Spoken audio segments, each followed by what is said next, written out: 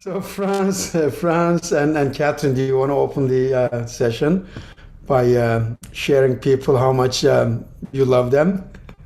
Well, yes, I want to say to all of you, I received so many nice messages from the folk dance community, not just in the United States, but from all over the world. It's really heartwarming, but it doesn't change the fact that he's gone, but at least it helps us to think of him in a very profound and positive And I think way. a few months later, like now, it's comforting to dig back into some memories and connect with the old friends. It's been a few months already, so it's. In fact, I was and Catherine was there. We were able to watch all the videos and things like that, and we were able to talk about him, and it made us feel good to see him again the way we used to know him. Yeah, funny and lively and lively and Right. yeah.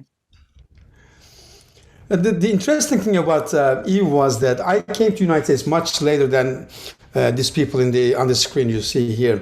I came in 1985, and 1985 Eve was very hot, and I'm like, okay, this is the most popular guy, I guess. So I should just follow him and like analyze him, so do what he does, so I can be successful too. Later, I understood actually he was popular in every decade. Yeah. 1960s was in, 70s he was popular, 80s was popular, 90s, 2000, 2010. He was every decade. He was one of the top teachers. I remember you mentioned that at the Bulgarian church, and that's a fact about his career actually. And by the way, if some people didn't know, it's on the Bulgarian church ceremony is on YouTube. Yes, the memorial. Catherine put it on YouTube. That's the memorial for the Bulgarian church. Yeah. Catherine, if you have the link, actually, we could maybe share it here, so I know several people want to see it. Yes, I will send the link. And Larry, you're gonna see you are mentioned in that video several times because of the funny stories. The funny stories. The link for the which link? Funeral. No, the you're talking about the link for the ceremony at the church or at the funeral home. No, at the church. You remember we were talking about you were telling the story when you were on a vacation. Larry was there. That was at the funeral home. Yeah. Was it the funeral home? I think. Yeah. I know that Larry saw it because he sent me a message that evening, say that that is the only thing he remembered from Lefkada was that thing that happened. Oh, going after the ring. Going after the ring. Yeah. Oh my God. I just want to say Yves first came on the scene in the late 60s. I know Larry probably met him. I met him in 1968 in California.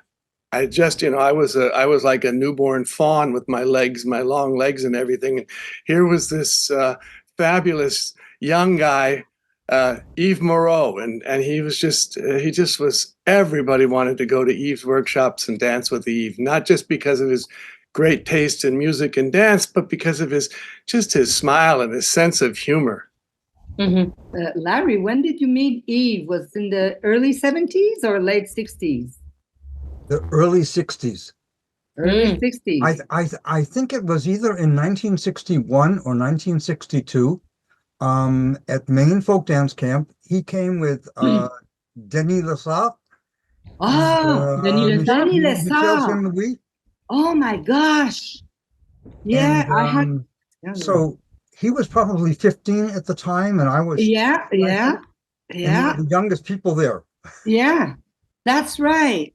And I had forgotten that Denis Lessard and probably Louise, his wife, they were probably together and they had Yves with them.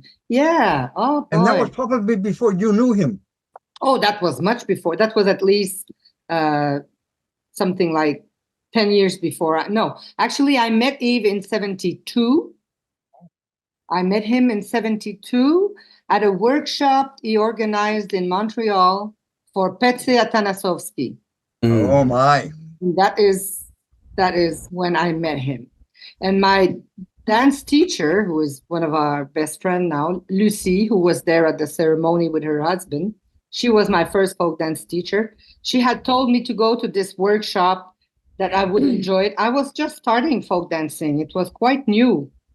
Imagine, start with Macedonian. Yeah. So Weird rhythms. yeah, right. But I went there. It was in early October. And because I lived in the suburb, my dad drove me. And when my dad drove me, he didn't want me to be late. So I arrived there and I'm the first one. And my teacher had told me, look for Yves Moreau. You know, Yves Moreau. She was already raving because he had done a workshop coming back from Bulgaria. And she had gone to that workshop. So I arrived there and there's a man there. Oh yeah. Putting chairs around the room. And so You thought it was I asked the him, I said, janitor? can I help you? I thought he was the janitor. He was. Yeah, right. And then later on, He was a chameleon. and later on is he probably thought I was weird to ask him, you know, can I help you? And then later on, something like 10 minutes afterwards, his organizing committee arrived. And then when by the time my teacher arrived, she said, did you see Yves Moreau? I said, no, I don't know. And then point me, I went like, oh my gosh, I made it myself. Yeah. Love at first sight. Well, for me it was, but the funny thing is that I didn't think that he would. Well, he remembered what type of skirt I was wearing, what color of skirt I was wearing. That's a good sign. And I was new in the folk dance international. You know, I was dancing in my hometown, so I didn't know that all the best dancers were all at the beginning of the line. They made a circle. I just joined in. I was not at the first 5 people, maybe, but I was like, I was not at the end, and I could follow pretty well. And he was thinking, he told me that, of course, later. He was thinking, where is she from?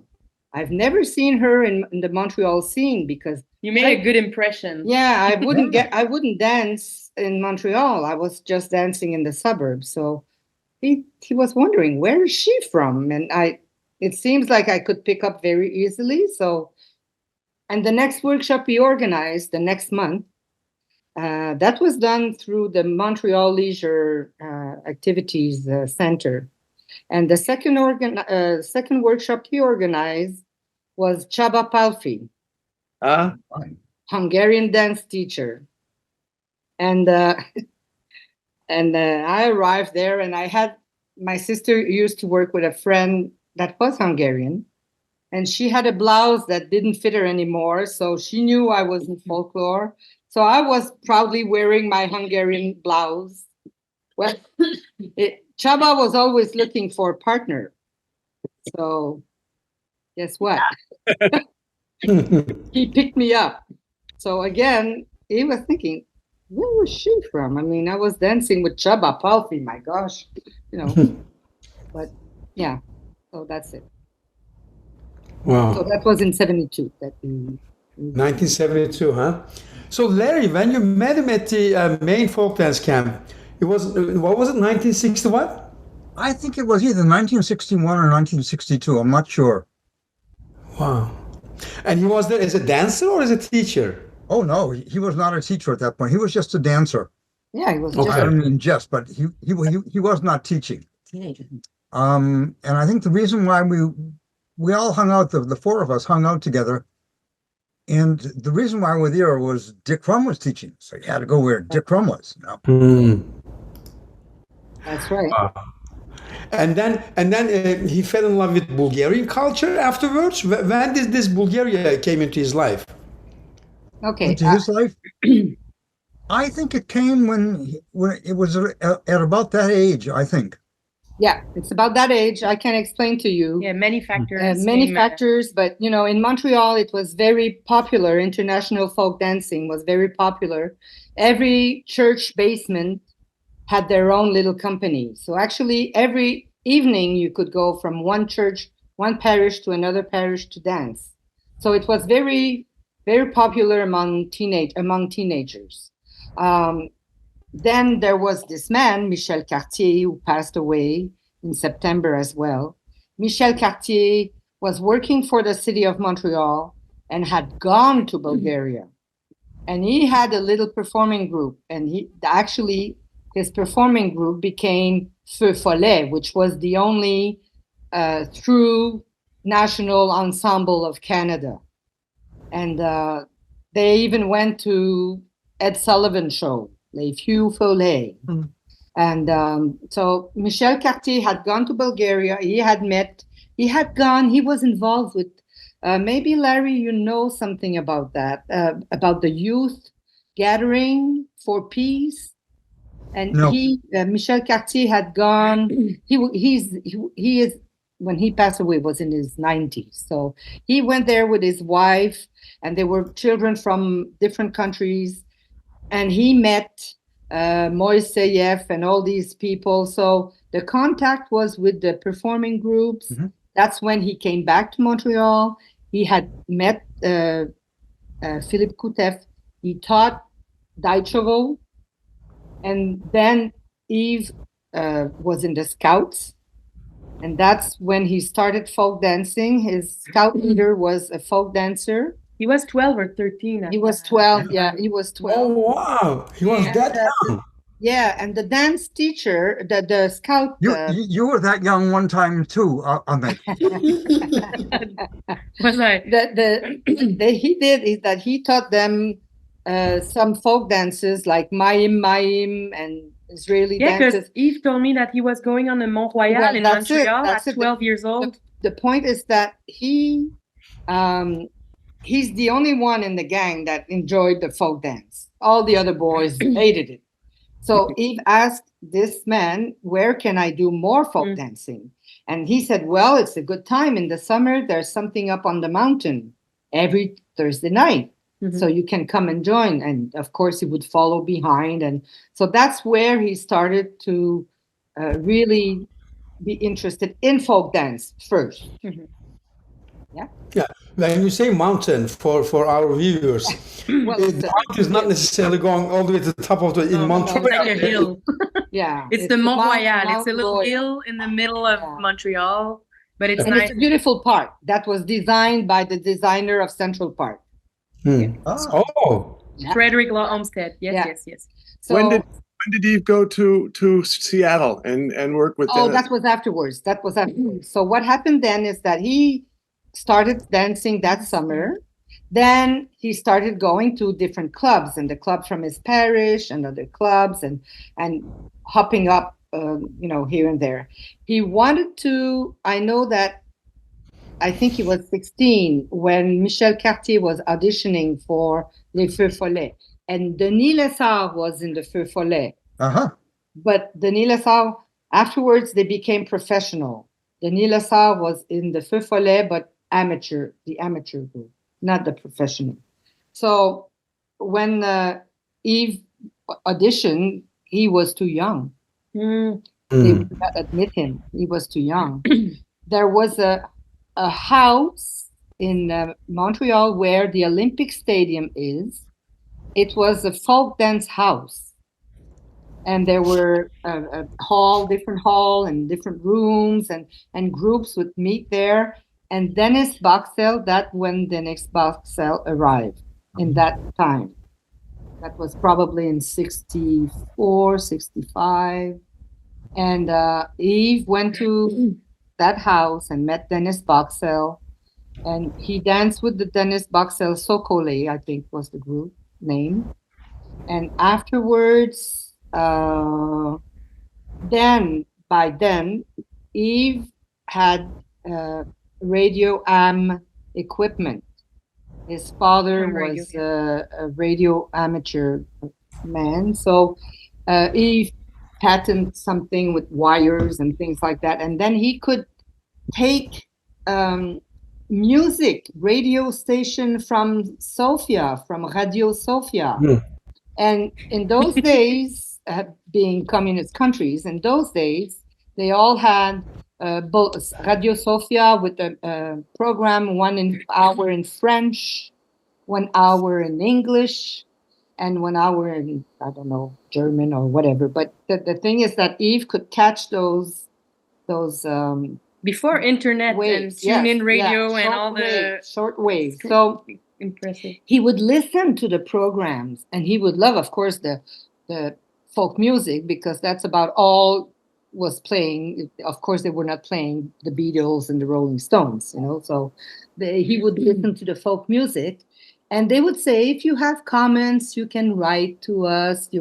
So Yves wrote a little postcard saying, my name is Yves Moreau, and I live in Montreal, and I listen to your program, and it's wonderful, and I love your folk music. They, on the radio program one day, he heard his name. Well, we would like to thank you very much. Thank very much, Mr. Yves Moreau, thinking probably he's a man, not knowing that he was a teenager. And then few weeks later, he received a big box about that thick with the beautiful stamps on it. And those were records sent by the Radio Sofia. I didn't know. His first LPs, music from Radio Sofia. And then what happened is that at the same time, they were always advertising, that we have some pen pal, people that would like to be pen pal if you want to exchange. And there was different addresses, and there was this young woman. She was older than Yves, and her name was Irina, and she was studying to become a translator to English. So she signed up, and Yves got paired with her. And Yves would write her letters. And of course, now we're talking face to face, but in those days, it took a long time before they received the letter and before you received the answer. So Yves sent something like, "Oh, I love folk music, and and I hope to visit one day." And she answered, "I hate folk music. I just love the Beatles and the Rolling Stones." And then she just mentioned, if you ever come to Bulgaria, you can stay with my mom and I. You can stay at our house. Thinking, of course, you'll never make it. Well, meantime, his father passed away. So that changed his life in the sense that his father would not have let him go to Europe when he was not even 18. Because Yves has always been very adventurous. When he was 3, 4, 5-year-old, they had to tie him up in the yard, like with the rope for the clothing. Clothesline. He was tied up because he would leave. Run away. He would run away. Explore. And he was born at one end of Montreal, which was then like the countryside. Montreal being an island. He was born north of the island. And the dock, Montreal's port, was at the complete south. So when he would take the tramway, he would have to cross Montreal, all the way. And at the age of 8 or 9, he went by himself just to visit the ships. Was fascinated by transports. He went by himself, visit the ships like that, and planes. He liked ways of transportation. Right. Huh? Yeah, he was really attracted to. So he was already ready to be on the move. And at the age 12, I think, he didn't tell his parents, but he had to, being in the Scouts, you have to earn degrees or merit badges. Badges. You're right. Have to tell the truth. Yes. So who said that? He managed to leave a little note to his parents, and he went to Was it on the Abitibi? Saguenay-Lac-Saint-Jean, He went to Chicoutimi area. like which is 5-6 hours from 5-6 Montreal hours by bus. himself. Probably hitchhiking or he didn't have a very cordial reception when he arrived home after the weekend. Father was No, the father was a little bit rude, I guess. He was pretty mad. The age of 15, a friend of him had her parents had a hotel in Switzerland, and he could have like a summer job in Switzerland. And he asked his dad, and his dad said, "No way.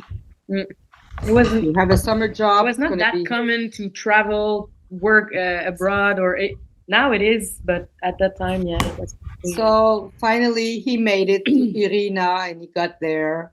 She was quite surprised when he wrote, "I'm coming."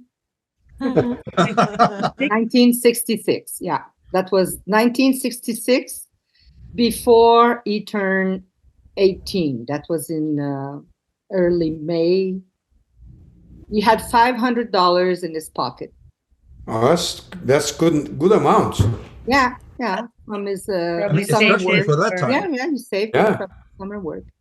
And I think where it all changed, I mean, it's just pure luck. But when he was there, he went to a mechana, those restaurants where they have folk music, and Irina was bored. She was, and he was so happy. There were music and dancers, and he stayed there quite a while. And I think he also traveled to Macedonia and came back, and so he went back and forth. But the funny thing is that before he left the first time, he said to her, "I have to go at Radio Sofia. I have to go and tell them that I want to thank them for giving me the records." And so he arrived there, and they said, "Oh, can we interview you?" And we said, "Oh, yeah, sure."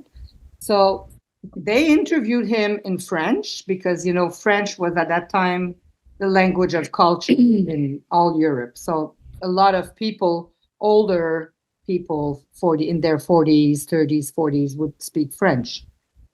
So they interviewed him in French. Then they said, "But your English is perfect, so can we..." Yves had gone to an English high school, just for you to know. That he was French Canadian, but he went to an English high school. So he said, okay. So he did the interview also in English. And then they said, well, just after the interviews, the two interviews, he said, well, you can go down at the cash, La Casa, the cash, they will give you money for your interview. He was surprised. Money? yeah, communist time. And Your then, career. just before he's walking out the door, the man said, "Hey, wait a minute. You really love folklore, not just folk dance, but folk costume and everything that much? There's a festival. I think it was in Razlog in Bulgaria. There's a festival going on. It's a festival. It's like a pre-Koprivchisa. So they would go, and the ethnomusicologists, ethnologists would all be there, and they would watch. And so he said, well, I have to go back to Paris. He had taken a flight, an Icelandic flight that would go from Iceland, but to Paris, Iceland Air, cheapest fare. And he said, well, I have to go back to Paris. I have no more money. Oh, no problem. In those days, if they decide you go, you go. Promote the culture. So they wrote a letter, and they gave the stamp, and they said, just go to the bus station, and somebody will pick you up. And so he arrived in that town. Somebody is there at the station. They bring him up, and they bring him up to the place where the festival was happening. And at the table, there are people like Philip Kutev, Raina Katsarova, who was like, for the Greek people, they have Dora Stratou. that did a lot of collection of dances from villages. Well, Raina Katsarova was the same age. And she said, "Oh, you're Canadian. I have a very good friend, Hélène Baillargeon." Hélène Baillargeon was a folklorist about the same age from Montreal.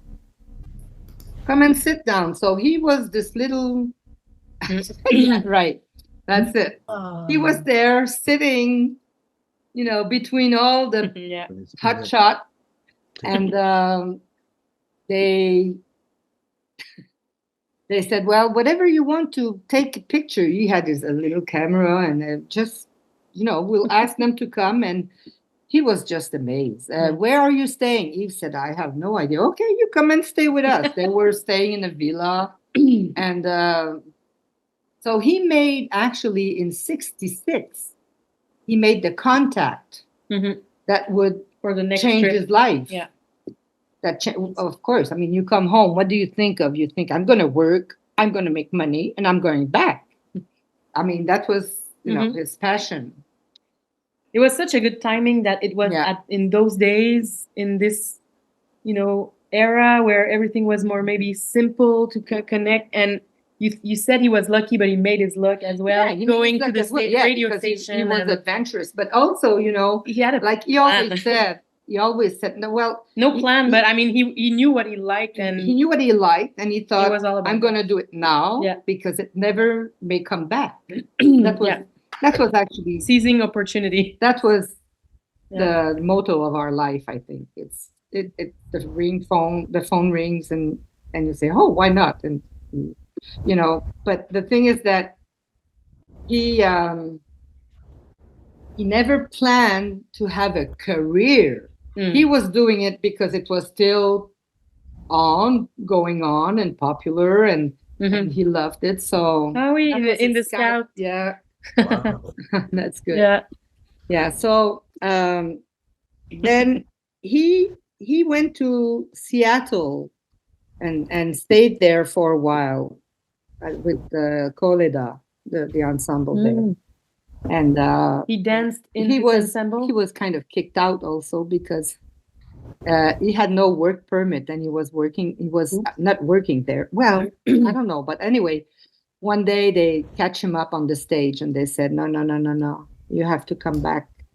And they kept him for a while, not for a while, but for interrogation. And they asked him immigration. Immigration, yeah. And he had. I found a picture from that trip. Look. Yeah, right. Cute. Yeah. Looks like he's the In a tapan lesson. Yeah, he's ready to play tapan. Yeah. So cute. So. How long did he stay? Did he stay in Seattle? Yeah, he stayed in Seattle a few months. Oh, a few months. Okay. Few months, and then he came back home, and then he got a grant from. It's that I'm not so sure how it happened, but the grant he got was like a joint program with Canadian immigration and the community, the Macedonian or Bulgarian community in Toronto, and there was an official office for the Bulgarians abroad in Bulgaria, and they, of course, all of that was kind of in a way promotion, promoting the good friendship, but also, he's one of us. But in 69, then he stayed for a year in Bulgaria. And they said, we already booked you a room at the dorm with the students, and you're going to be at the Sofia students for choreographer in Sofia, in Bulgaria. And you're going to learn, that for being a choreographer. And Yves said, that's not what I want to do. I want to go in villages. Wow, it's not interesting in villages. And Yves said, no. And he was even sometimes going a little bit far, in a sense that he would go to places that people would say, no, it's not interesting, that area, because there were Black people or there were minority people. And he would say, no, I want to go. So then they said, okay, they approved. They Whatever, kid. yeah, Do your whatever. things. They also hired someone like a dance teacher that would do at the was it the American Embassy, I think, in Sofia, and there was another guy there that was doing something a little bit like Yves. His name is Marty Koenig. And Yves took classes. They had hired a accordion man that would play the music and a dance teacher that would teach them and talk to them about the different styling and different areas and everything. So Yves did that, and that's it. And the rest is history. Well, by then he was already teaching. He was already teaching workshops in the States. I mean, there was somebody had posted a few posters or syllabi up there. So 67, 68, I think he started teaching here. And I know I met him in Palo Alto in either the end of 68, beginning of 1969. And Yves was already, he was the big thing. Really, Atanas and Yves. It was Atanas and Yves. And then I know I spent 2 summers going to camps all over with Yves, and then I did have a chance to we went to Macedonia that year, but I think that was 73 when also Hironobu came. And you tell us a little more about that, Fusae. Was it 73 or 74? I think it was 73. I remember it being 73. Okay. I was there. Larry was there in 71 with Mark Levy. And then I went the next year, 72, with Bob Liebman, and every year after that. And I think it was 73. I believe. I might be wrong. No, I think it was 73, Fusae, because it was like 2 years before you invited him to Japan. Yeah. And he had already, before Fusae, he had already come back to the States with the famous Red album. I think he made that in 72, right? Yeah. It says No, 70. it was earlier than that. It's in 1970, where I just gave information for a Bulgarian newspaper, and we checked, and it was produced in 1970. I think it was produced there. It was produced there in 1970. Maybe released later when he was living there for a year. So the year came out end of 69 and to 70. But it was not 1969 is what I recall. Yeah. But he presented it. I remember him coming to Mendocino, to the Mendocino camp. It was not the Balkan or anything. It was the folklore camp. And he had just come back from Bulgaria with that album. And there were a whole bunch of us. And I remember Yves was exhausted from having been in Bulgaria for a long time. And then to have to sort of put his notes together to teach from that album was very interesting. Anyway. That wasn't, I think, in 1970. I think that was 1970. That's the year. Maybe he did that because I know he taught at Buffalo Gap that year. Okay, yeah. I'm off 2 years. Sorry. He actually, after 66, you're right. When he came back with few dances that he had caught in that festival, and so he already started to share those dances. And then he was invited, I think, was it in 67, invited to go to Stockton with Dennis Boxell as a helper. And that is where John Filzich asked Yves, would you like to come to Colo Festival and teach? And Yves said, I only know 2 dances or whatever, and of my own. And the first one he did was Pino Savka. That's the little Serbian dance he did. And he went to teach at Colo Festival. And then I think John had organized for him little workshop here and there. And then the Red album. So, but you're right, Larry, about Buffalo Gap. So that was in what, in 70s, in the 70s? That was in 1970. That you invited him to Buffalo Gap. And I just looked at my old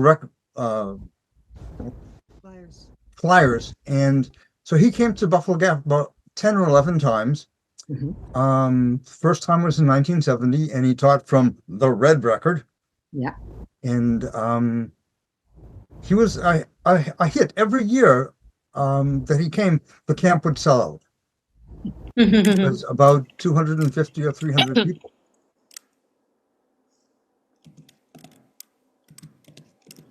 And people then, just adored him.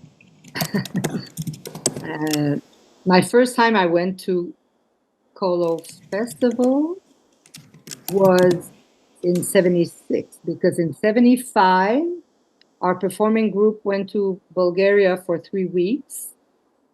And that's a very long story about our performing group, because there were not, in those days, there were not any Bulgarian community in Montreal. They were Bulgarians, but they all fled, Bulgaria. They all left Bulgaria anonymously. So they were not sticking together, and there was no church.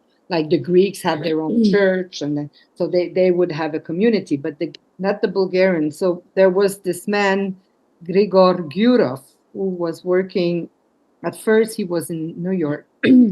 I was working for the tourism and export of wine and cheese and food importation from Bulgaria. And he was first in New York, and Yves had met him in New York, actually, when he went after making contact with Marty Koenig. And so then this man was moved to Montreal, and he would ask our performing group to be like the visual aspect of the promotion, that when he would have a tourism fair or things like that, and we would be asked to dance.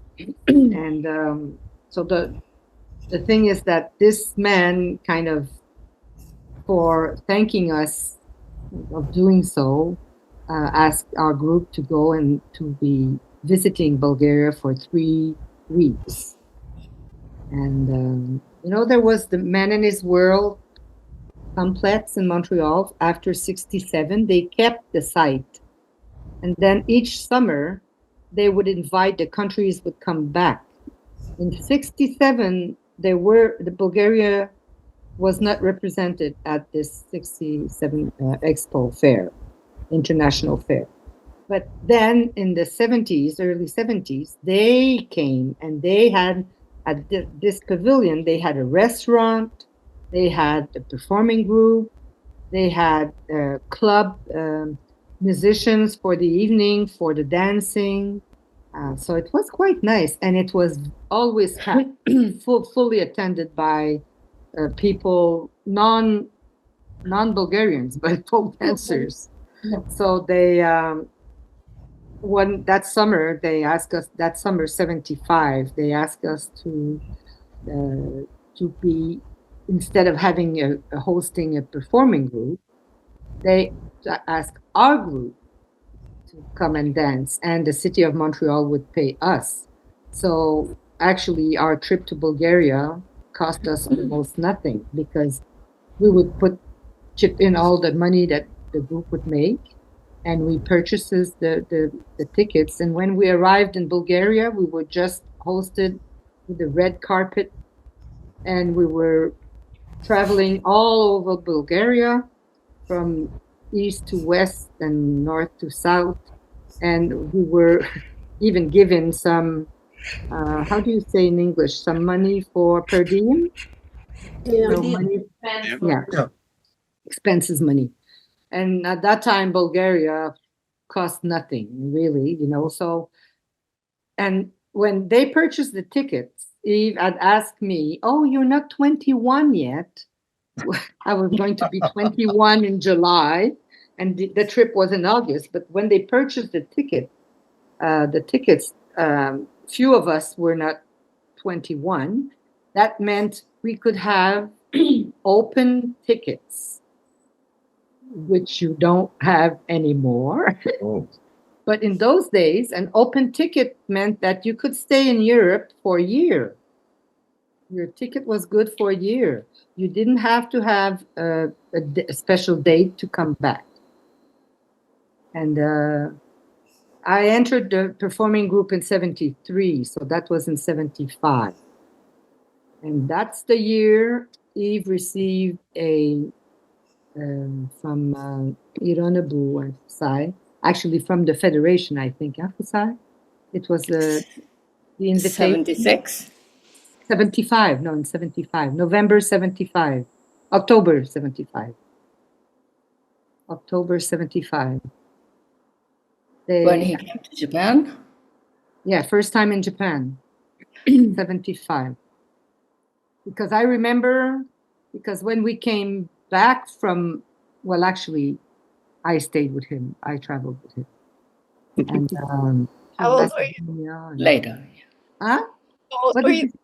What did you say, Susie? How old were you then? Almost 18. 21. No, I was 21. I was 21. No, I turned 21 before leaving. So it was just when they purchased the ticket. But, Yes, but I it was turned legal. 21. So I was a... Mom, just some people asked whether or not the Red album would be still available. I don't think so. I mean, it would have to be republished, but he still No, actually, owns what the he rights, did, what he technically. did is that he took some of the more well-known, not well-known, but the more popular dances from the Red album, and he put them on the first video, Volume 1, yeah. Volume 1, the video, Okay. videos and the CD. Okay. Yeah. So that's why I remember Fusae was in 75, because when we came back, Stockton, yeah, with 72. Chaba, with Chaba is there, yeah.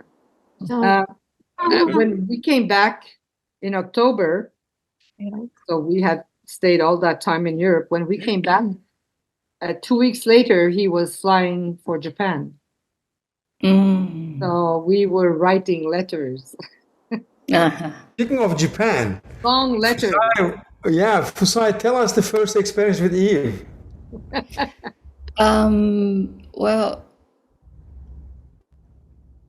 I don't remember how I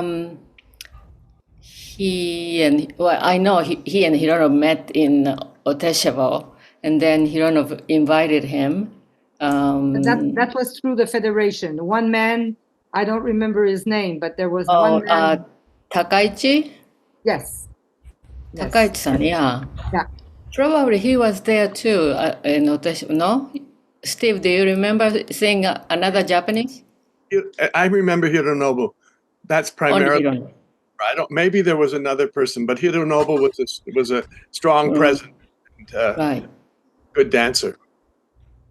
Yeah, maybe Takaichi-san sent Yves a letter. Invitation, yeah. Right.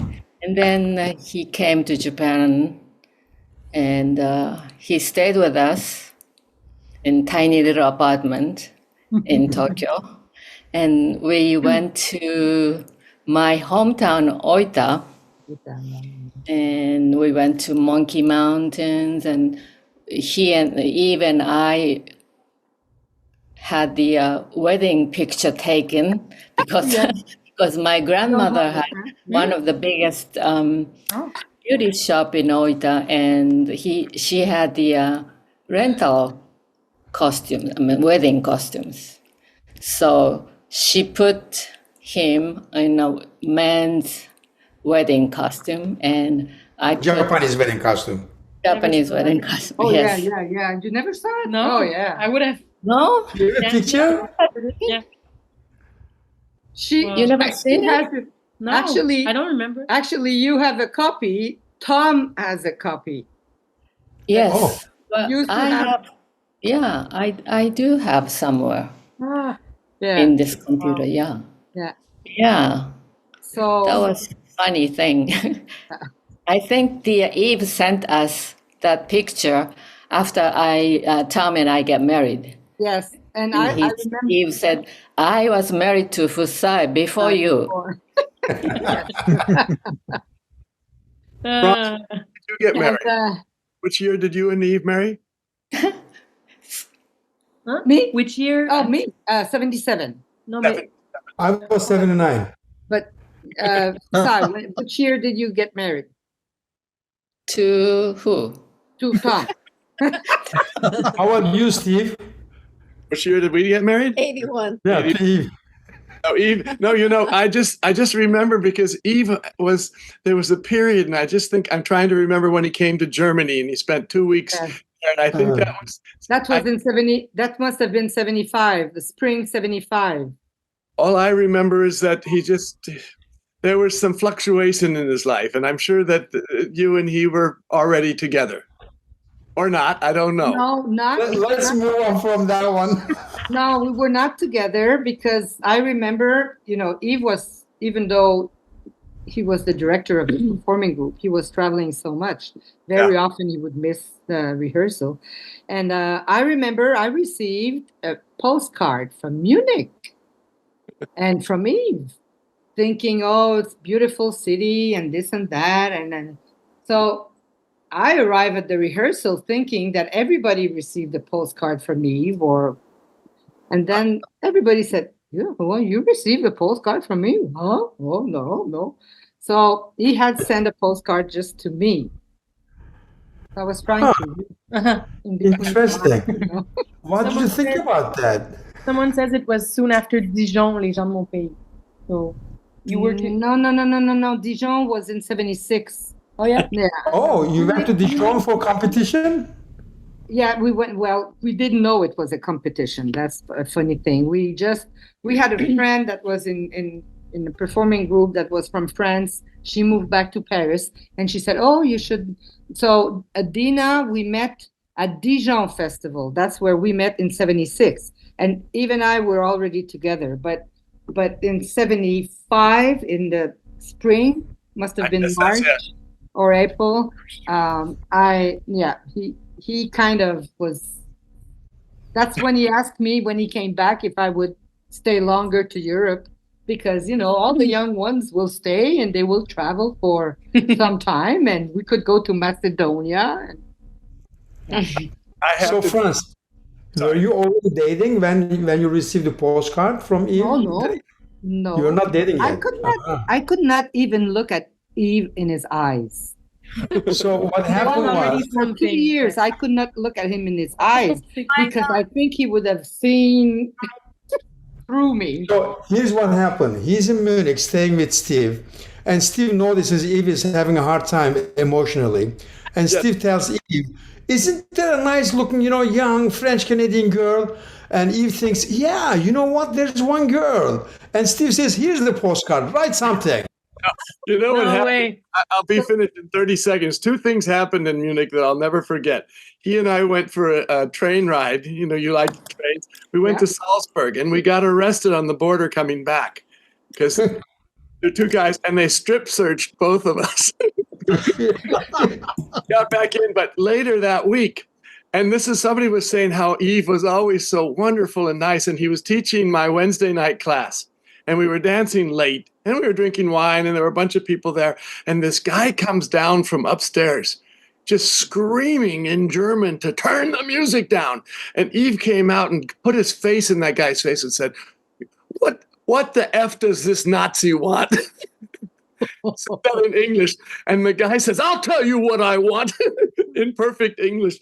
Turn that effing music down. And I'll never forget that we had to almost separate that guy and Yves and me because, but it was funny because last night somebody thought how, Yves was always, he had a little bit of a temper that night. Yes, he could have his own temper. That's for sure. But besides, tell them what happened in your tiny apartment the first time we went in the Ofuro. Yeah. Yes, we had tiny little ofuro. Ofuro is bathtub. And of course, in Japan, we take bath. Whole family take a bath and we go into the bathtub. We don't unplug the water. until everybody finished. And Yves took a bath, and next person went in, and what happened? There's no hot water in the bathtub.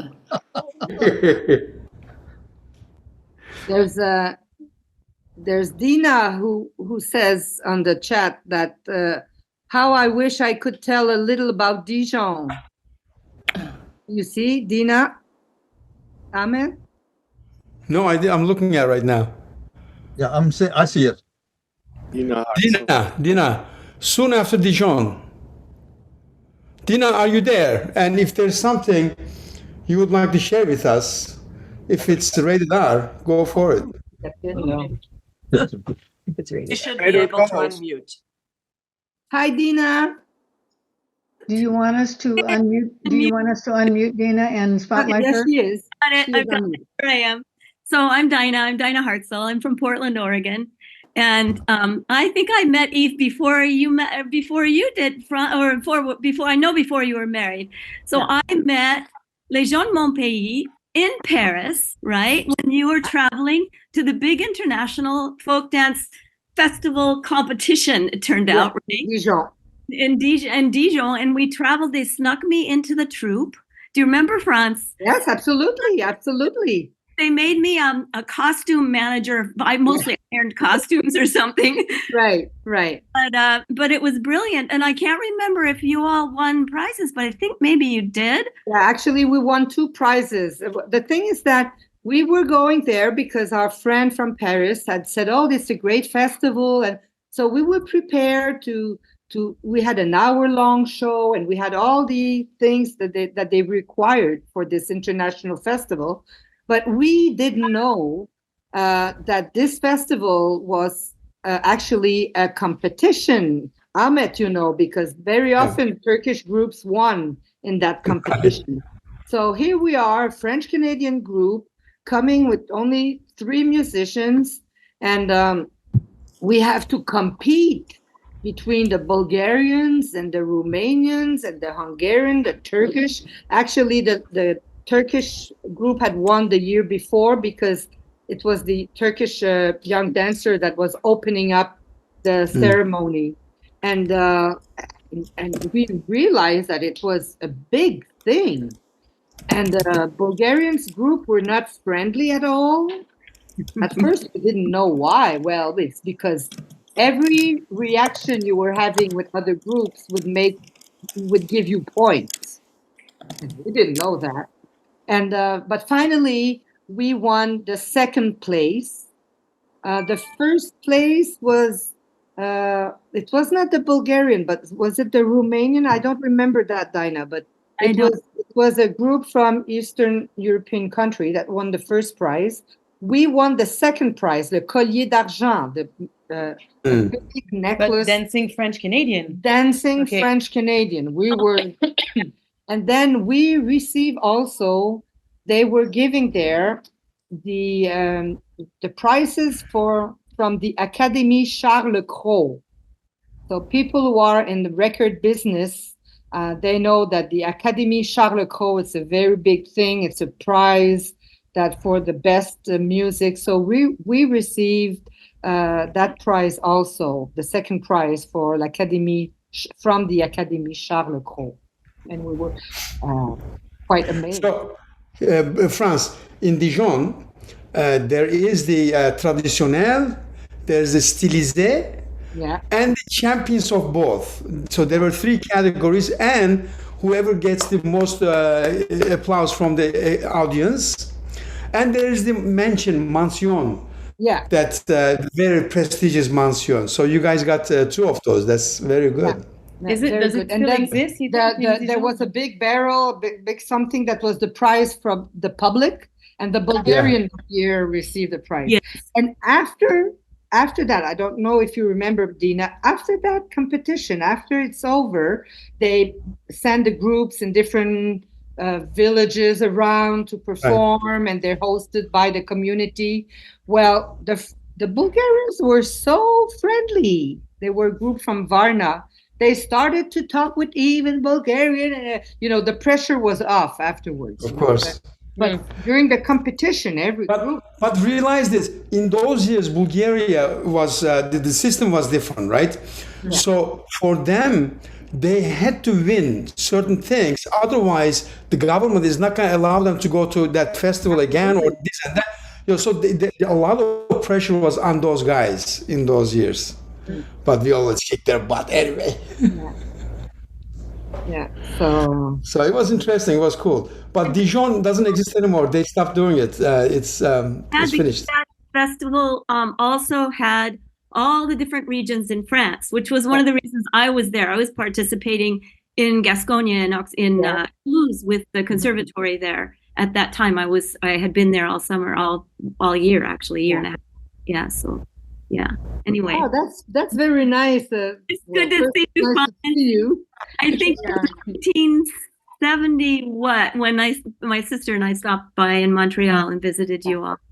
I think it's Catherine.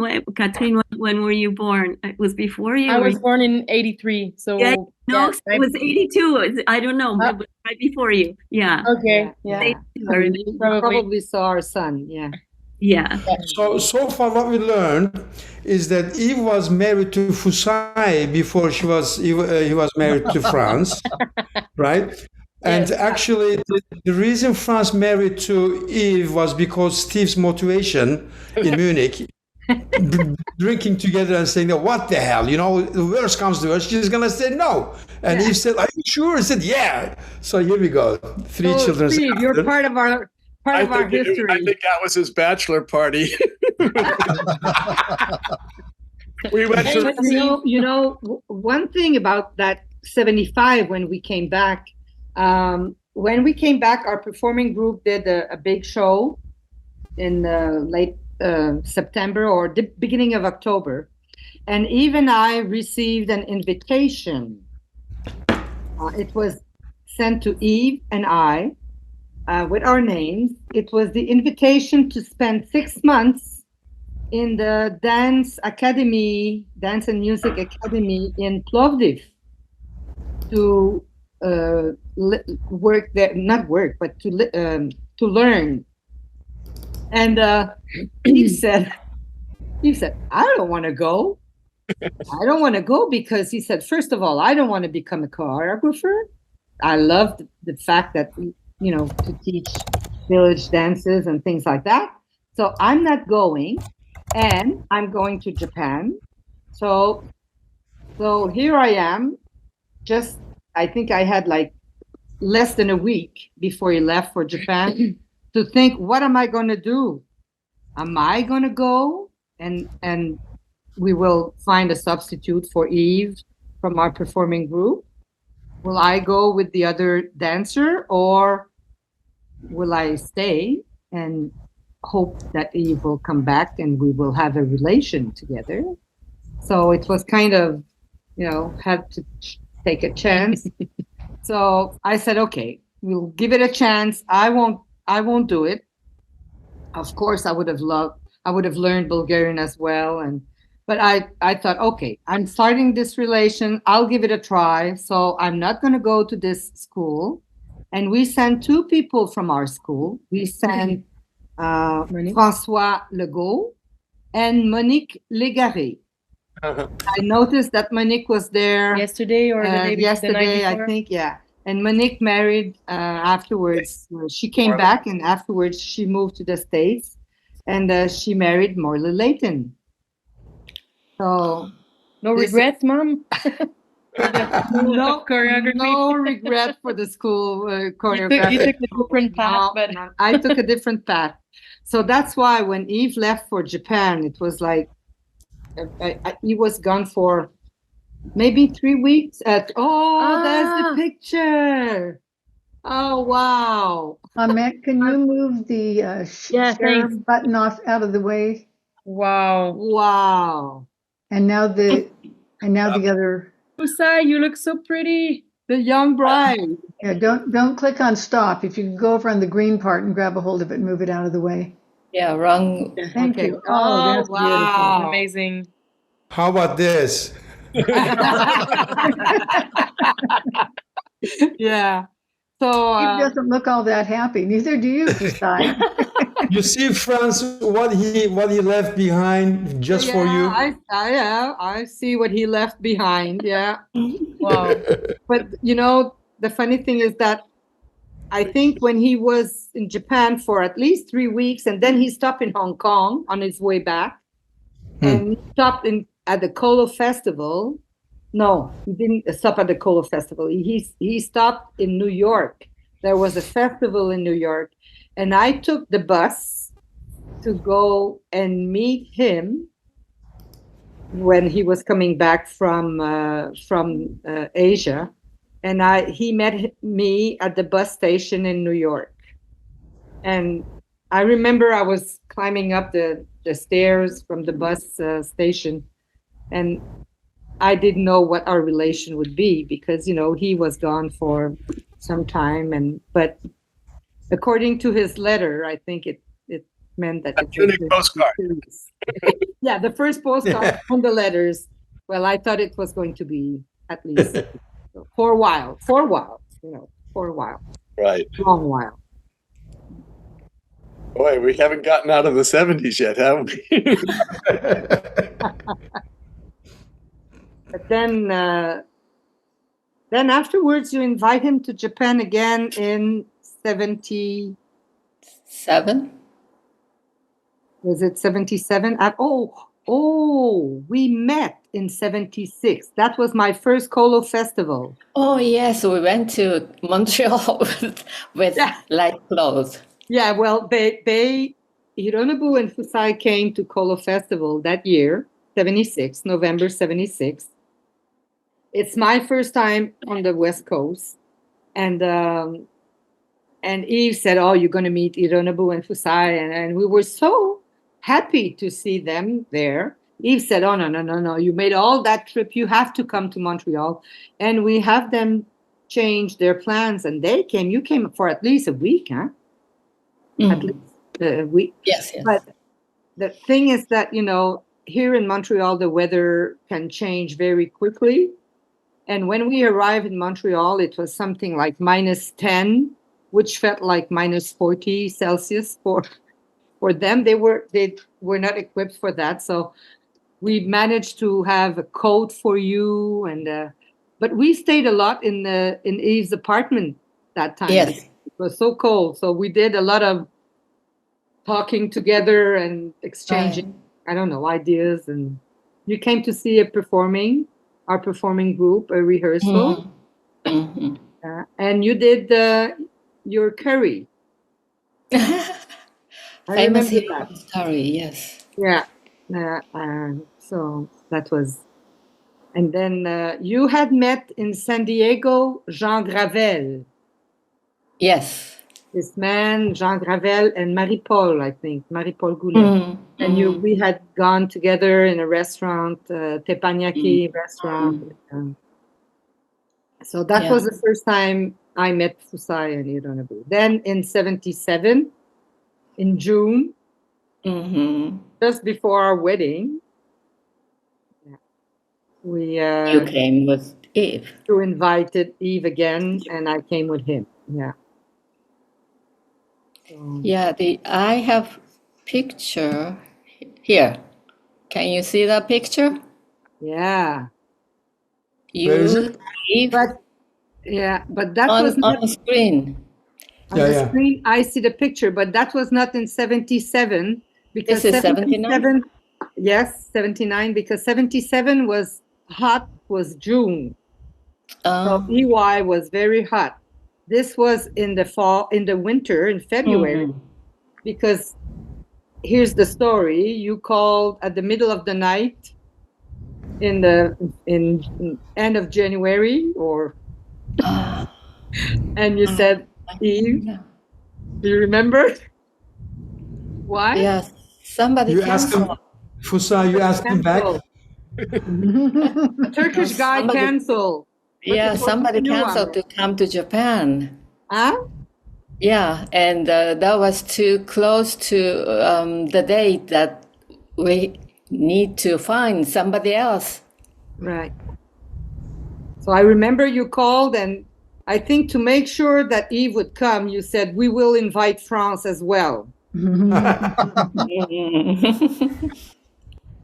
But I learned so much. I mean, both, Yves and I, we learned so much when we were there we went, I think you had 2 weekends in EY, 2 weekends, or one in EY, one in Kyoto, or you had, we went around, but it was in February, so it was cold, so we would sit in your apartment with the kotatsu under the, the legs under the kotatsu, and we would eat sweet potato. The man would come in the Yakimo, yes. Yeah, in the lane, and we would watch video until 2 at night because we were 2 young couples. We didn't. You're right. So we had fun. Yeah. Good memories. So this was 79. That was 79. Yeah. I hate to interrupt, but I want to let people know that if they go up to Fusae, if you can show the picture again, please. If people go up to Fusae's thumbnail and you click on the 3 dots at the top and hit pin, you'll make that photo full screen for yourself. And there you can see it a little better. And then when you're ready to get off the photo, you can hit remove pin. Because it's very small with all of you lit, but they can make that big for themselves. Sorry about the interruption. There is no pin, it said. Andrew has a very nice memory of Yves. If Andrew is here, maybe you could spotlight him and he could tell himself. It's too long to read it, so it's better if he tells. That Andrew Carney? Yeah. Oh, there he is. There he is. Hi, Andrew. You gotta unmute. Can you hear me now? Yes. Yep. Yeah, thanks. Thanks for doing this evening. It's been really touching. I first met Yves when I was 15 years old. And I had just started folk dancing, and we had a workshop with him in Calgary where I was a kid. And as a 15-year-old, I was all over the place. I wanted to do all sorts of different things. And it ended up we were sitting next to each other at the dinner. And he was so kind to me. He sat and talked to me the whole evening. And he turned to me near the end, and he just quietly said to me, you know, you're a good dancer. You should keep doing this. And it really changed my life at that point because I decided to keep doing folk dancing because of Yves. So thank you for letting me talk. It was a regretful confession. Pleasure.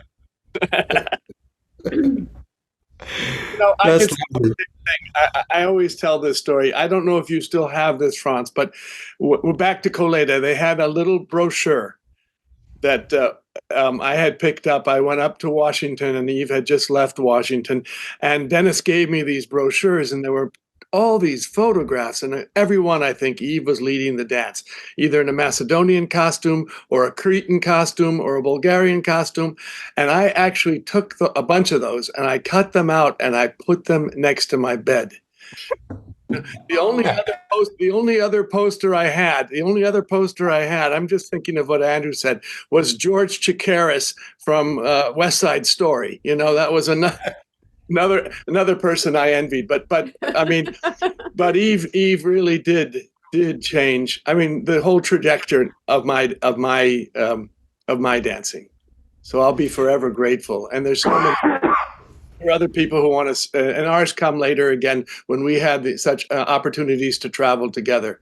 You know, you guys were so gracious, so kind to both Susie and me to take us to, you know, we went to Mexico together. We went to Albania 2 times and across the Atlantic Ocean. I mean, I never would have done that without your generosity and that love that Yves and you both shared with us. And I'm so forever grateful.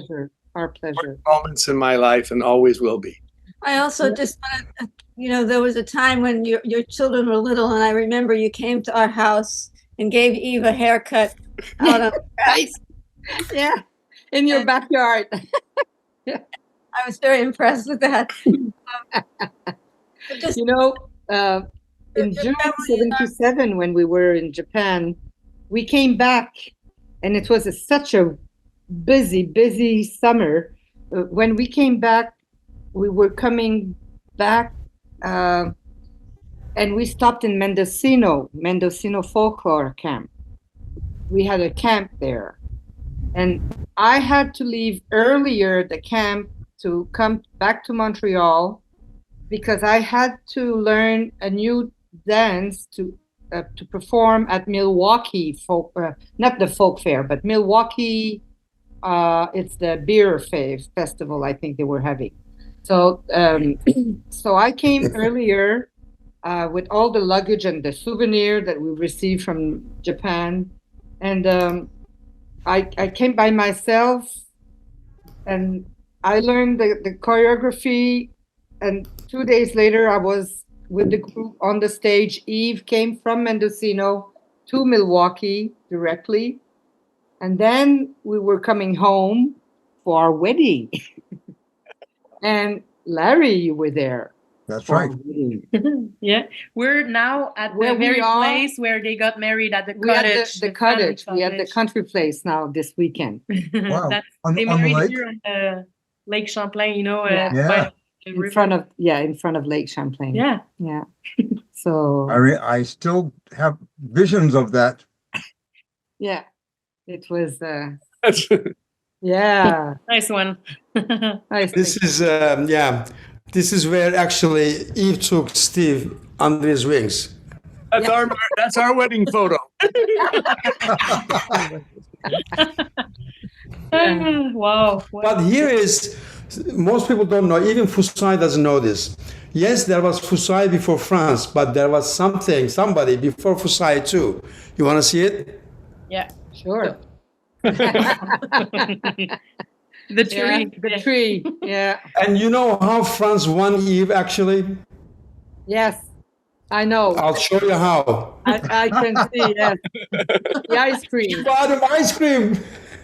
And I remember where this picture was taken. In Japan. Where was this? 10 a.m. We were in not Sapporo, Fusae, help me. Hakodate. We were in Hakodate. At 10 in the morning, the lady who come to pick us up, she says, there's a place where they have very good ice cream. And it was 10 in the morning. Never too early. Early for He loved ice cream. Yeah. Ice cream. Yeah, in Hakodate. Yeah. You know. Yeah, there's someone asking, I'm wondering how you managed to raise 3 children. I just have something I wanted to say just before you said that. I was thinking to myself, those 2 lovely women watching the video, Ninon and Monique. they are my aunts. Ninon is France's sister, and Monique, they are a big part, I think, of why you got to have Yves in France in all And of they those know. workshops, because we were staying with them very often. So They would merci, take care of Ninon. them. They That's would bring one them part either of to the- their house or move into our house, but they would be. And maybe sometimes you would stay or Yves would go. Yeah. And it was like we had this career that sometimes Yves was at home with the kids. it takes a Or village. Yeah. because I was away in Alberta or somewhere. And then But you know, the problem is the first child, you know, you're kind of excited. So you know, 50-50. You take care of the first child, then some, you know, your sisters. Second one, it's like, and the third one, nobody cares about. Yeah, more and more neglected. You're telling us that from experience, Ahmet. I was just going to ask you the same question. Oh, you're the third one. Yeah, okay. But just if I can just say, and I speak for myself because I have no idea of how my, brother or sister integrated this, but I'm pretty sure they. Yves was really involved with us as a father. Like, there's no part of me that remembers Yves as a father who is not there, or it was just a lot of airport pickups and stuff like, oh, that is coming back. So those were part of our routine. But I remember a lot of game nights, movie nights, funny jokes, stuff, and travel. Sometimes whenever there were camps that we could drive family, to, like in Windsor, remember Fusae? We used to go at Bora's camp. Borat camp, Stallway House. They would be there. Folklore Village. World camps. World camps. Maine camps, Yeah. Maine Woods. Yeah. I mean, all of those experiences were And even great. Buffalo Gap, we brought the kids Buffalo Gap. But he was very, Yeah. he was a family man, a day-to-day, loving the family routine man. One thing, Yeah. one thing I can add to that is that when we went to teach in Australia, and thanks to Chaba Palfi, this is one thing Yves always said and always did, was to thank people that opened doors for him. He would always mention that. He would always say, thank you for this and thank you for that. And Chaba Palfi had that year in Stockton where Chaba was, he had talked with him, and they had Chaba had told him, yeah, there's some folk dancing in Australia, and he had given contact to an Australian woman who was like the same generation of Marianne Herman, Marilyn from the West Coast, Madeline Green. Madeline Green, and Jane Farwell. Those women were the same age, and she's the pioneer in Australia. And Chaba said, well, contact her. And Yves said, well, we're going on a tour with our 10-month-old son.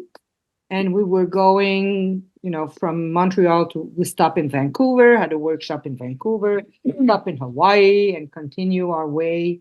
And went to Taiwan with Mr. Chang. Regular week, regular week, yeah. Mr. Chang was at Stockton, so he had said, oh, yeah, come and stop in Taiwan. And so, and we ended up in Japan that year, 81. And Francis turned 1-year-old in Hong Kong. We had a workshop in Hong Kong, and made his first step in Beijing. That was a side tour we took to Beijing. So he did his first steps in Beijing, and he had a wonderful time in Japan, walking around the table, because that was at his level. And then we kept the contact with Australia. And Australia being like cousin with Canadians, because we're the Commonwealth. And so we ended up going many times back to Australia. And at some point, this lady said, I'm going to apply for a grant, and we can hire you to come and stay in Australia for 5 years.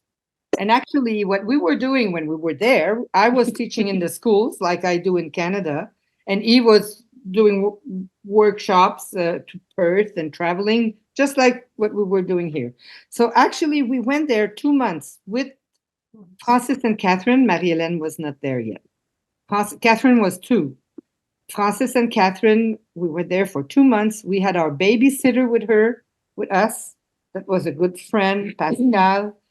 She was 19, so she knew them because she was our regular babysitter. And then after those 2 months, this lady said, you can go back home and I can guarantee you a job for 5 years. And I was sure that he would say, oh, let's do it.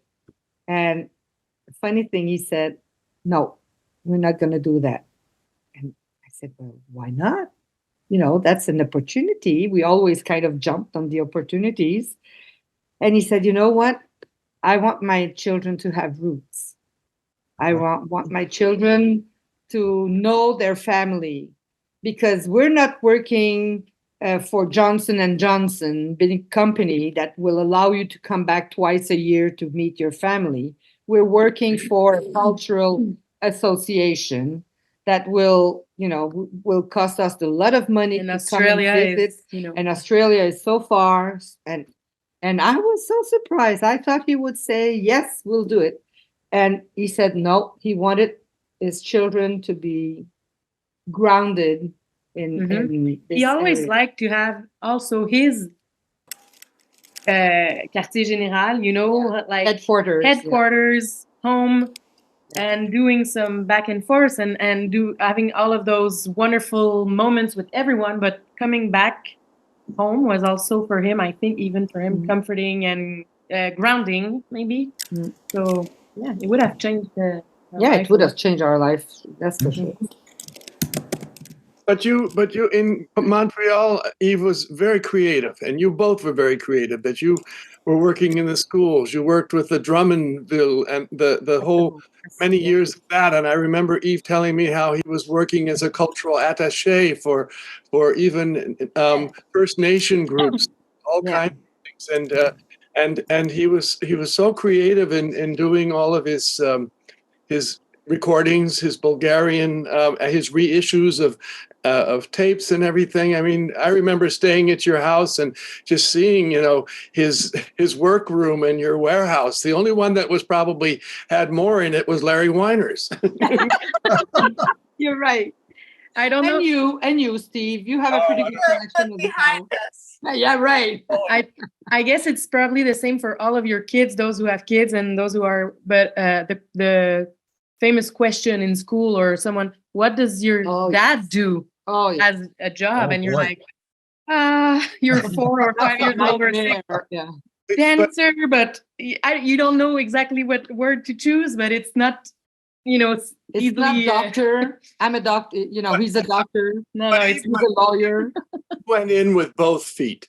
He really did. His whole body. He really did. I mean, there are very few. Atanas did that. Yves did that. A few other people, Ahmet's done it, but I always kept one foot sort of, I wasn't going to go out on the road like Yves did you were talking about for months at a time. I don't know after he had children, whether he was gone for months at a time, but I know when he was young, he would be gone. Wasn't he gone sometimes up to 9 months on the road? Yeah, well, actually, that was before we were together. When we were together, he started to do weekends more. Weekends. Sometimes he would have 2 weekends in a row, and in between, like if he would go to LA, he would do 2 weekends and workshops in between. But he would not leave for that. Not any longer than 3 weeks. You know at what? The most. Maybe at the end when we were older and adult and you could travel, then I think sometimes you would be 200 or more days abroad, not home. We would check dates together. We would try to find that because you were together and you had those tours, those trips, cruises, and we were older. So maybe you could travel more at this time, more than when we were kids. There are so many chapters, and I remember when your whole family came down here and left your car at our house and went with Carl Finger on a cruise. And then did that sort of interest you in doing the cruises yourselves after that? Well, the first cruise we did, we were not married yet. Yeah, we were in Sim, you say? I mean, I like to say that 75 in starting in Bulgaria and then going to Macedonia and Hungary and Yugoslavia and everything. That was our honeymoon, because our real honeymoon after our wedding was with Larry Weiner. Remember, Larry? Those of you who know me know that I am no honeymoon to be with. I shouldn't be on your honeymoon. Yeah, I remember we went camping on l'Île d'Orléans. Yeah. Yeah. So that was after our wedding day. But the connection was so great for all the time we travel in Europe that I think to myself, that was really when we discover each other. And to be honest, when you travel with someone 24 hours on 24 hours for almost 2.5 months, that makes you a good test. Yeah, it's a good test. But I wanted to say that I was going somewhere with you said your first cruise. Oh yeah, and first then cruise. It's in Greece. That was in February or March 77. So that was few months, February, before we were married in July 77. It was a cruise that someone asked Yves, please, would you come and be my guest teacher for a cruise I'm organizing in the Caribbean. Very fun when it's wintertime here. And this guy was from New York. It was David Henry. Oh my. Yeah. And it was a week-long cruise. And those were the days where they would have the dinner with the captain. And Yves and I were invited to have dinner with the captain one evening. And it was the Americanis ship, a Greek-owned ship. And the Americanis the logo was an X because the chain was Chandris. You know, in Greeks, they don't have H. They don't say CH. It's Chan, it's the X, it's Chandris. And that became later on Celebrity Cruise Line. The cruise line yeah. So the first cruise we did was with David Henry. We were in bunk beds in a very, very tiny room next to the machine, I think, because we would hear lots of noise. But it was very nice, very much fun. And Franz, listen to this. Ganila and John says, Yves said stranger things sitting next to him on the plane, asked what he did for a living. Yes. He replied, I sell t-shirts. Yeah. Which is true in a way. Because once he said, somebody once asked him that, and he said, I'm a dancer, and the man next to him went like, moved apart, like dancer. I sell t-shirts. Yeah. Also. Funny thing happened to me like that too when I came back. That's a long trip. I came back by myself. I was in Europe, in France, and as I came back, I was sitting, and the man who was sitting next to me, and he said, "What do you do in life?" And I said, "I dance." And then I immediately said, "I teach folk dance." I had to add so that everything would be clear. Yeah. No, but that's the funny story. So he I did sell some t-shirts.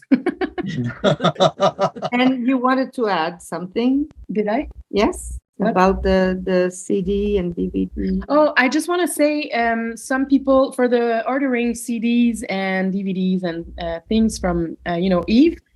We are working on it. It's a bit complicated because not all of the CDs are reproduced or made. We know that there's the person who does them reproducing making the CDs, and we just need to take this over and check the sales department is organizing right now because it's something on our list, but we were not ready to take over everything. It's just too many things to think of at the same time. Yeah. And just for example, just taking over his computer. He has so much stuff on his computer, and I have no idea because I have my own computer. So we have to sort it out and organize. And Marie-Hélène would like to take, we want to take separate responsibilities. And Marie-Hélène said that she would be willing to. So we absolutely are not forgetting anyone who did place an order, and it will be fulfilled. It will be fulfilled. And also, Yves was kind of saying now everything's going to be on sale, but I think that we will revise the prices of the things. Because,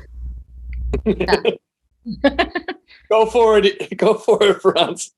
No, I won't say it, but it's an issue. Sure. It's an issue. And also for the t-shirts, I know that Adoni and Ahmet, you had come at some point with an idea, and Yves said, no way. And Marie-Hélène said, I'm sorry, but I'm going to do something about it. So I think, they want to start again having maybe the collection of the t-shirts. They are nice. I'm not dealing with it. Huh?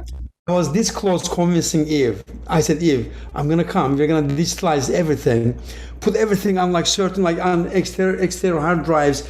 You're going to have a lot of space in your room. You're going to have space to dance in your... Says, let me think about it. And then it fell through. He was kind of working on, at the end, he was sorting things because so many records, books, recordings, old tapes. He was actually trying to organize some stuff. It's so hard, and I think he wanted at some point maybe find someone or hire, a research or assistant, archivist, exactly, that could help. Yeah, I sort of classified, I met with Carol Silverman. She came home. She had planned to come home after a conference in Brazil. She had a conference in Montreal or Ottawa, and she had planned to come and stay with us for a few days before. But of course, Yves passed away in the meantime. But she did came to Montreal, and she did came to visit the cellar, not the cellar, but the basement and the archives space. And she was saying, well, as far for the books and things like that, most of them are probably back into digitized versions or something like that. But what I know that Yves was concerned about was all the tapes, that the field recordings that he had, to digitize them. That's what he wanted to do. And I remember, because he was ill when my nephew came, and they went downstairs together, and my nephew said, yes, this is a treasure you need to have, because what he did put on those 3 CDs, Au-delà, Beyond Mystery. It was remastered. But it was just a small portion, because he has so much more. And France, I want to share something. Catherine, watch this. This is something he would have done, or he would love. He would really appreciate. Look at this video.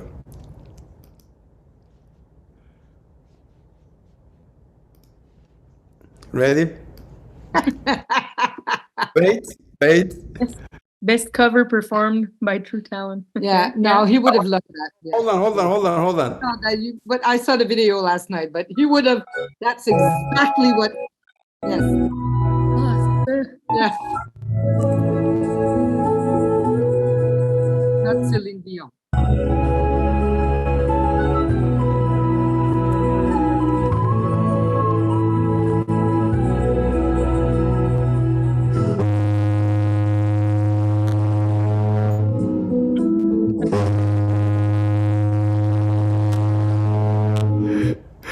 Right on. It's kind of funny.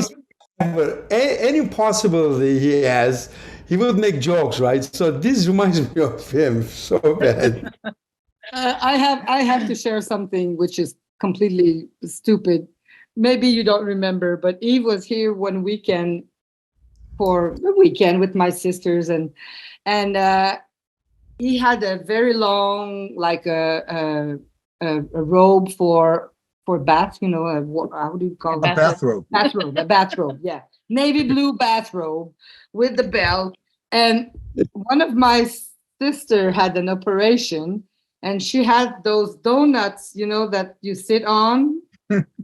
And at that time, we used to live in Outremont. Mm-hmm. Outremont is the twin sister with Brooklyn. I mean, it's a very acidic area. Great so bagel. Our neighbors were all Hasidic Jews, and Yves just put the donut on top, and with his feet, coming out of the bathrobe, walking, he just looked like a Jewish man going to the synagogue. He was a clown. Yeah. We lived next to a synagogue, so we knew what it looked like. But that was the kind of thing he would do. I mean, just spontaneous. Yeah. Oh man! So we have about 20 minutes left. Larry, do you have anything you would like to share, like any memories, any emotional speech? What was the blue dress? Oh, the blue dress.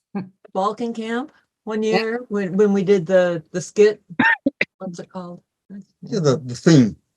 Yeah, Yves wore he should have Henry tell it. Henry was the one behind it, but Yves wore the blue sparkly dress for his part in this little skit, and he was a hit. He was fantastic. I remember. I saw the picture. Picture of the blue dress. Mm-hmm. Yeah. I also remember all you guys at some of you guys at our pajama party theme I remember theme that. night, and you all wearing was matching there. pajamas. Yes, yes.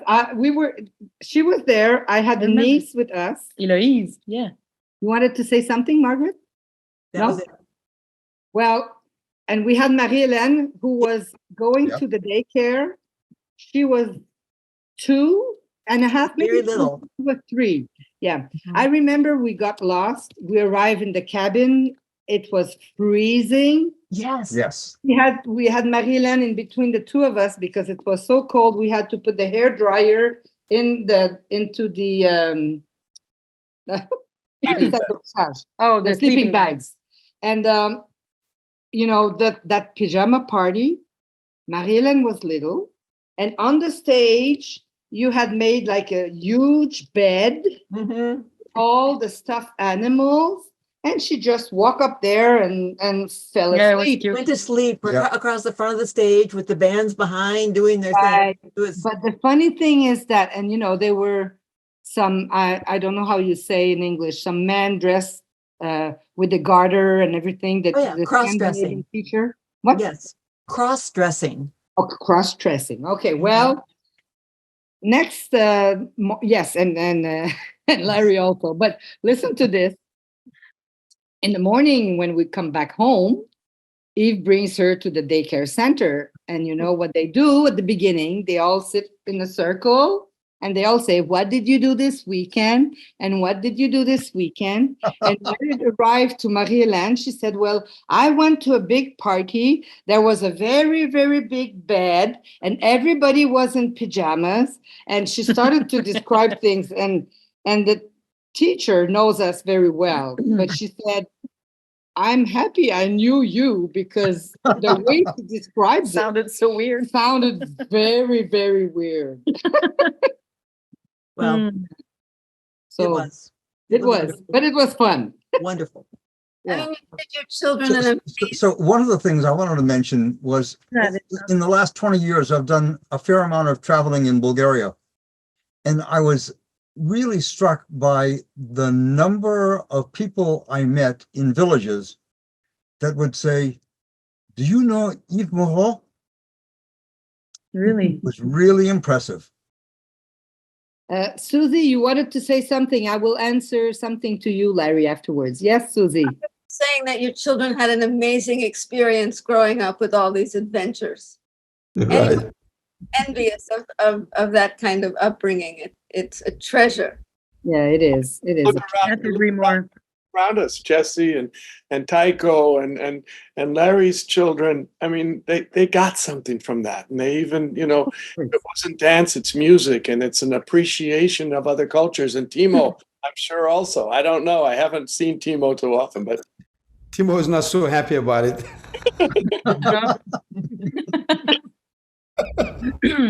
Maya isn't either. He ran away to New York finally. Well, I Yeah, remember when Larry, the thing is that a lot of people now that Yves encountered when he went the first few years in Bulgaria and that he kept contact with, a lot of these people are dead. Mm-hmm. But he received not so long ago in the springtime a message from a man saying, "I was a little boy. You came to visit in my village. You visit our house because my father was playing, I don't know, Gadulka or whatever." And Yves found the recording and sent it to him. Wow. And so that's, it's the other generation. He would be very, always very inclined to give back and connect. And maybe Catherine can say something about what happened the first few, last weeks. I mean, the last weeks before he was really getting ill in the hospital. I talked a bit about it in the last session or in the movie. Anyway, so a production company from Sofia called or found Yves' email, even France's email, and they were looking actually since many months for the right. The person who had the rights to this recording of Oi de Voice. It's a song he recorded, and they have chosen this song to be the final scene of the film that and is called also to Plague. use it for the trailer. Yeah, so they were actively looking for who recorded that, and they found him, but literally like I think a week or two before he passed away. My cousin is a specialist. Her job is to work with TV producers and negotiate rights. So she said, I'm going to take care of it. Yves, do you agree? He said like, yeah, sure. They can use the song. And we just did the transaction and managed that. And finally, in December, they sent a message again to our niece to say, well, the film will be coming out. So, and our niece answered back, well, my uncle just passed away. So the next thing they did, the producers were very sorry about that. And they said, listen, we have the we are speaking to journalists for the promotion of the movie. It's coming out soon, but coming out in January. Some journalists really wants to do an article in the journal called 24 Hours in Bulgaria. I don't know how to say it. Yeah, 24 Chasa. So 24. It's a big daily newspaper, and they ask all sorts of questions. Maybe some of you saw the article on Facebook. And Catherine, you put on your Facebook? Well, the link on Facebook, it's hard to post a link, but I copied the translation on Yves' Facebook. On Yves' Facebook. You know, the Yves page is like a memorial page now. Yves' it Facebook turned page. into a memorial page. Maybe you can send a message, Larry, to Ljuben about this article. Mm-hmm. I can't remember how to say 24 in Bulgarian anymore, but it's 24 chasa. It's 24 hours. And it's a nice article. It kind of, in a nutshell, tries to explain what was his relationship with Bulgaria. And nice photo. It's a big nutshell. Yeah, big nutshell. Yeah, true. But it was nice. It was nice because I tried to find a way when he passed away to how could I let Bulgaria know, or who should I call, or who should we write a press release to, just to announce. But it was naturally through the film and through this song recording that it actually came out. The name of the film is The Plague. The Plague, yeah. The Plague. Plague, yeah. Plague. So anyway, so it was nice that this article was written and that people there could know about it. It's like if it's becoming in full circle. It's funny thing, Yves' sister-in-law at some point was chatting with Yves, and she said, if you write a book about your life, it should be called Full Circle because of the dances and the circle. And he was actually liking the idea. He was like, oh, yeah, I don't hate it. Full Circle. Full Circle. It's a good title. Anyway. This has been wonderful, and we could listen to this go on for another couple of hours, but we have about 10 more minutes. So if there's any final things that you want to share with people, everyone, you've been watching the chat. You might want to save the chat. There's so many wonderful things in there, and you can't know how much we all appreciate your willingness to share some of Yves' personal life with all of us. If anybody has anything to say, say it now or never. Well, we thought of having at least, Larry, Steve, Susie, Fusae, and Ahmet being the chef d'orchestre, but it's because it's different time of just call me köfte? Huh? Ahmet just being the köfte, you said? No, the chef d'orchestre. Conductor. I'd like to say a little something.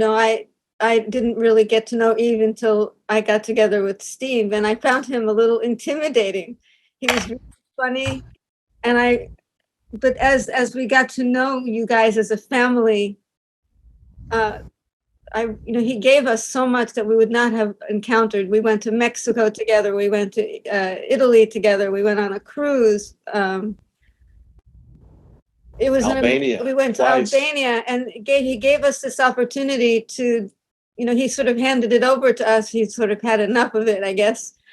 But it was just the thought that he would do that and share that with us, that you invited us here tonight, just means so much. And I just have all these memories of, your kids growing up and stopping off at our house and being together, but not together, taking walks. I don't know, you're part of our life, but it's not like every day, but you're so much a part of our life and what happened to the experiences that we've had. And I just feel a lot of gratitude. And, I just think of you as someone that I just think of when we brought Fetchka and Batu, and he did that. Did some really funny. He had this dance. He was dancing with her, and in the dance, the male throws the male dancer in the air, and she lands. And Yves had this blow up doll. Yeah, right. The dinosaur. Yeah. All across the stage. It was really, really funny. But there were lots of moments like that, and I'm just really grateful for them. And we're here, guys, for you. I wish that we could keep contact because. Oh yes, definitely. I want to keep contact with all of you. I'm going to ride on Susie.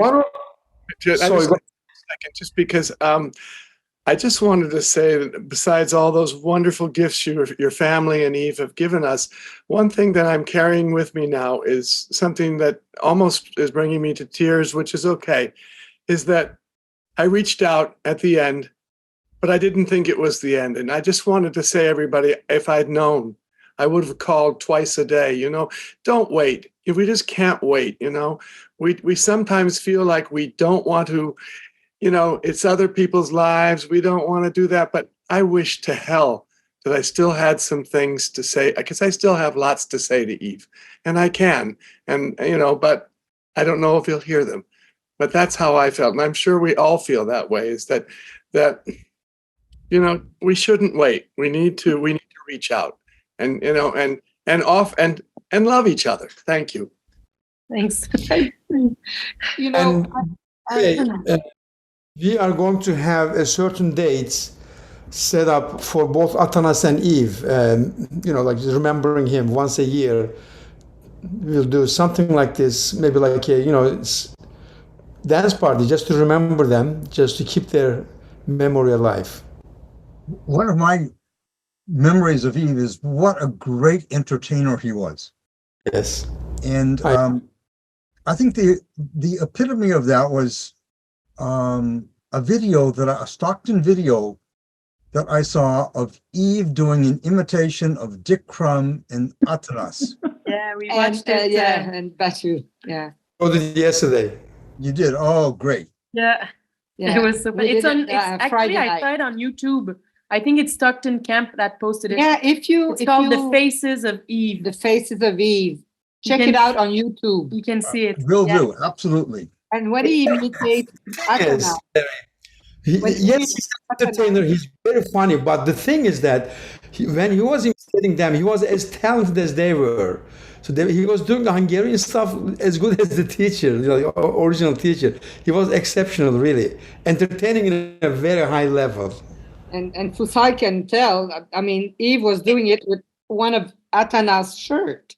Yeah. I mean, he never had a red shirt. So this was an Atanas. Yves went to ask him, can I borrow one of your shirts? So, but one thing I wanted to say is that I think that when Yves passed on to you, Steve and Susie, the tour to Albania, and when he said, I'm quitting and I'm not coming to Stockton anymore, I'm retiring, and people would say like, oh my gosh, but you're so young. And don't forget, he did it for more than 50 years. Yes. And now that I think, and I go back, I think he was probably inside of him, probably thinking he was not in that good shape anymore. And he felt not that great anymore. And, to us, it looked like it was so sudden, but I'm sure he knew how to stop something when it was still in the high end at a high level, I think that probably he knew he was getting close to the end of the road, but he had a full life. He was proud. He was fulfilled. He had no regrets. He had just the good stuff. And I think. But you're right, Steve. Don't wait till when you have someone you think about the person and you think, oh, I should go and and see that person or call it, do it now. Yeah. And I mean, Steve, it's such a good advice, and we never know what happens in life, but I have the feeling, and even for our family and the grieving process, that that's how he lived his life as well, not waiting for something and just doing the things he want to do, or seeing the people. Let's stop seeing this friend in Munich. Let's do that, France. Let's do this as a family. Let's enjoy every moment. So it was such a way of life for him and our family, that all we have now, and maybe you too, everyone there, and is the nice memories that we did that. We have more we did than we didn't. And that's really comforting. So, yeah. Can I show a video, or since we have only 5 minutes left, that some of you guys might have not seen it. This is for Yves.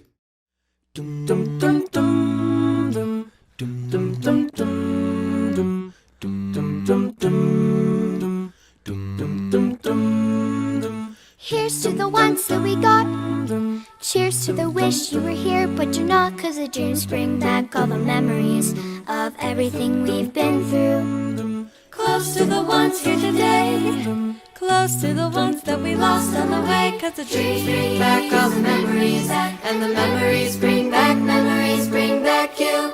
There's a time that I remember when I did not know no pain, when I believed in forever and everything would stay the same. Now my heart feel like December when somebody say your name, 'cause I can't reach out to call you, but I know I will one day, yeah. Everybody hurts sometimes, everybody hurts someday, yeah. But everything will be alright. Go raise your voice and say, hey. Here's to the ones that we got. Cheers to the wish you were here, but you're not, 'cause the dreams bring back all the memories of everything we've been through. Close to the ones here today, close to the ones that we lost on the way, 'cause the dreams bring back all the memories, and the memories bring back you.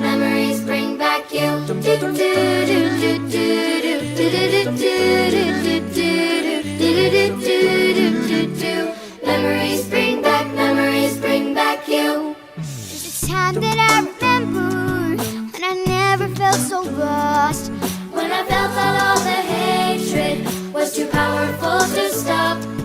Now my heart feels like an ember, and it's lighting up the dark. I'll carry these torches for you, let you know I'll never drop, yeah.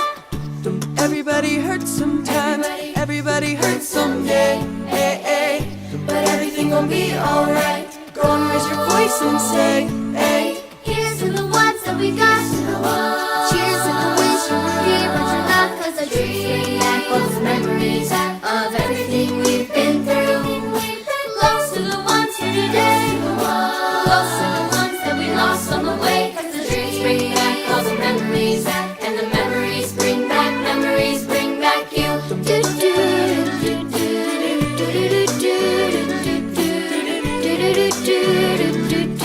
Memories bring back you. Memories bring back you.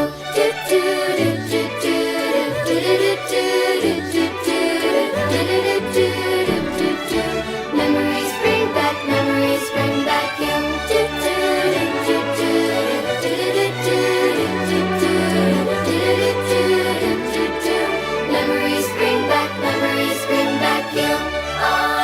to the ones.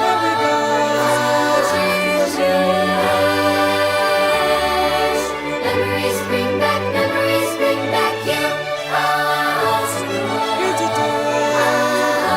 ones.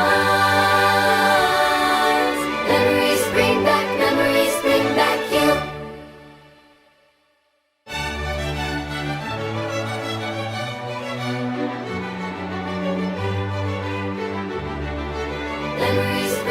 Memories bring back you. Thank you, Ahmet. What a wonderful video. Thank you to all of you from the bottom of our hearts. And France and Catherine and to all of your family, all I can say is thank you for sharing him with all of us. And from the bottom of our heart, we want to thank you for your support, for your friendship, for all the dancing we had together, for all the good time, the good memories, and thank you for the staff for inviting us to be part of this winter weekend, Stockton winter weekend, and we keep in touch. That's for Continue sure. sticking together as a big family, international family, and If people want to reach me, I kept the same email. Yeah. info@Bourque-Moreau, book/Moreau.com. So you can reach me then. There's no. All of our love. We love you. Thank you. Love you both. too. Love you Thank guys. you. All of you. Thank you so much.